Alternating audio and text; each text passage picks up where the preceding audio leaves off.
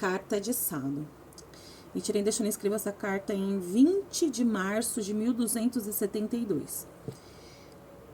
No ano anterior, em setembro, outubro, Nichiren Daishonin ia morrer, não tinha como ele escapar, ele ia morrer. Só que daí, tipo, o povo virou e falou assim, não é possível, esse cara é um iluminado, ele tem um diferencial, não vamos matar ele não, vamos jogar ele lá no deserto, lá com gelo, que ele vai morrer.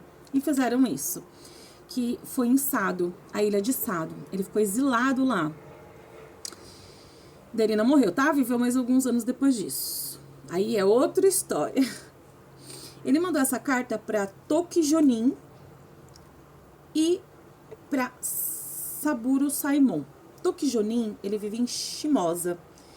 E ele era um destacado serviçal de Shiba. Tiozinho lá poderoso da época. Então, ele era um bambanzinho lá da época. E Sairenbo Saburo Saimon é o Shijo Kingo, nosso querido Shijo Kingo, que vivia em Kamakura, que também é um cara fodão. E daí, ele escreveu essa carta, ele mandou essa carta para esses caras, mas ele falou assim, olha que bonitinho. Não há papel suficiente na província de Sado e levaria muito tempo para eu escrever a cada um. Além do mais, se uma única pessoa ficar sem receber uma mensagem minha, isso poderá causar ressentimentos. Eu acho tão bonitinho como ele se preocupava com as pessoas. Por essa razão, meu desejo é que as pessoas que possuem espírito de procura se reúnam para ler juntas essa carta de encorajamento. E daí ele conta aqui um cenário histórico, que acho que teve muita guerra, muita morte, foi um momento muito difícil para a nação da época. E mandou essa carta para fiéis seguidores dele, no geral.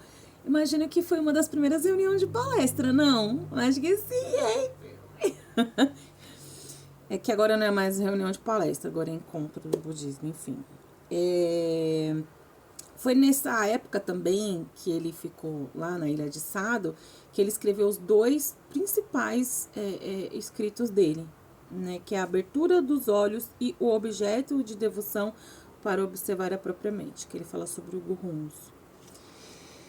Que mais? Na última parte da carta... então, um negócio aqui legal que ele fala, que eu aprendi agora, eu não tinha entendido isso. Em seguida, ele fala que Shakubuku é o método de propagação dos ensinos. Shakubuku é você ensinar para outra pessoa, o Namyoho Renge-kyo, falar sobre o budismo, ensinar o budismo para alguém, para uma outra pessoa. E Nichiren Daishonin diz ser o pilar, o sol, a lua, o espelho e os olhos. Ele fala que ele é.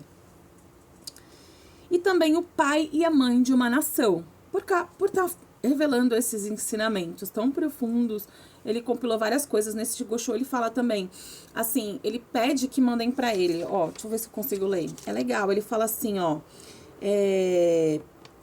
me mandem a coletânea com contos clássicos não budistas e registro dos ensinamentos transmitidos nas 8 escolas. Sem estes textos, nem sequer poderei escrever cartas. Então, quer dizer, ele estudava muito, entendeu? Para poder falar alguma coisa. Ele tinha que ter argumento nas coisas dele. Tirei, era fodão, cara. E daí ele fala isso, entendeu? Que ele é o sol, que ele é o pilar, que ele é o sol, que ele é a lua, que ele é o espelho, que os olhos também é o pai e a mãe da nação. Essas são referências simbólicas do Buda dos últimos dias da lei, dotado pelas 3 virtudes de soberano, mestre e pai. Entendeu? Porque, tipo, assim, tem algumas escrituras que ele fala, a gente precisa de um mestre, discípulo, ter essa relação de orientação, de entender a verdade, como é que o mundo funciona para poder lidar com as nossas questões. Então, a gente precisa, né, de um soberano, de um mestre, e é isso que ele tá tentando fazer esse papel, entendeu? A ideia dele é essa, o plano dele é esse. E é isso. E daí, ele fala de pessoas que abandonam, né? Que tem esse conhecimento, mas abandonam. Aí ele fala assim, aos que abandonaram a fé e passam a criticar, Daishonin adverte que, por essas ações, essas pessoas sofrerão as piores consequências. Ele compara a falta de visão dessas pessoas aos vagalumes que ridicularizam o sol. E é isso.